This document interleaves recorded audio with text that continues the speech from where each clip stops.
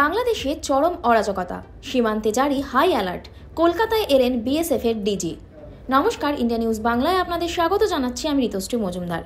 প্রধানমন্ত্রী পদ থেকে ইস্তফা করেছেন শেখ হাসিনা, সেই সঙ্গে তিনি দেশ ছেড়ে বেরিয়ে পড়েছেন। বাংলাদেশের শাসন এখন সেনাবাহিনীর হাতে। তুমুল অরাজক পরিস্থিতি তৈরি হয়েছে বাংলাদেশে। তবে এখনও শান্ত হয়নি বাংলাদেশ। আওয়ামী লীগের একাধিক দপ্তরে আগুন ধরিয়ে দেওয়া হচ্ছে। সেনাপ্রধান অশান্তি থামানোর আর্জি জানিয়েছেন। সেই সঙ্গে পুলিশ এবং সেনা কোনো গুলি চালাবে না বলে প্রতিশ্রুতি দিয়েছেন। সেনাপ্রধান জানিয়েছেন আগামী 48 ঘন্টার মধ্যে অন্তর্বর্তী সরকার গঠন করা হবে। রাষ্ট্রপতির সঙ্গে আলোচনা করে তা চূড়ান্ত করা হবে। এদিকে বাংলাদেশের পরিস্থিতি অরাজক হয়ে ওঠায় বাংলাদেশ সীমান্তে হাই অ্যালার্ট জারি করা হয়েছে। কেবল স্থলভাগ নয়, জলপথেও বাংলাদেশের সঙ্গে সীমান্ত ভাগ করে নিয়েছে বাংলাদেশ।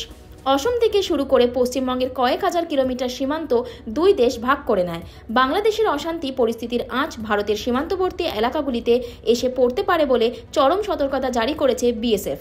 সব সীমান্তে যাতে বিএসএফ কড়া নজরদারি চালায় সেই দিকে নির্দেশ দেওয়া হয়েছে, কারণ হাসিনা পদত্যাগ করার পরেও বাংলাদেশের পরিস্থিতি কিন্তু শান্ত হয়নি। একাধিক জায়গায় আওয়ামী লীগের অফিস ভাঙচুর করা হচ্ছে এবং অগ্নিসংযোগ করা হচ্ছে। ধানমন্ডিতে আওয়ামী লীগের প্রধান কার্যালয় বঙ্গবন্ধু ভবনে অগ্নিসংযোগ করা হয়েছে। শাহবাগে নাকি উল্লাস করছেন আন্দোলনকারীরা। সেনাপ্রধান জানিয়েছেন তিনি সব দায়িত্ব নিচ্ছেন এবং সব অন্যায়ের বিচার হবে বলে জানান তিনি।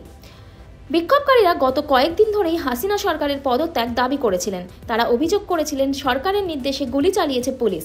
সরকারি চাকরিতে সংরক্ষণ বিরোধী আন্দোলনে কমপক্ষে 300 জনের মৃত্যু হয়েছে। আন্দোলনকারীদের দাবি হাসিনার নির্দেশেই পুলিশ এই গুলি চালিয়েছে। ইন্ডিয়া নিউজ বাংলার সাথে যুক্ত থাকুন আর দেখতে থাকুন বিশেষ বিশেষ খবর।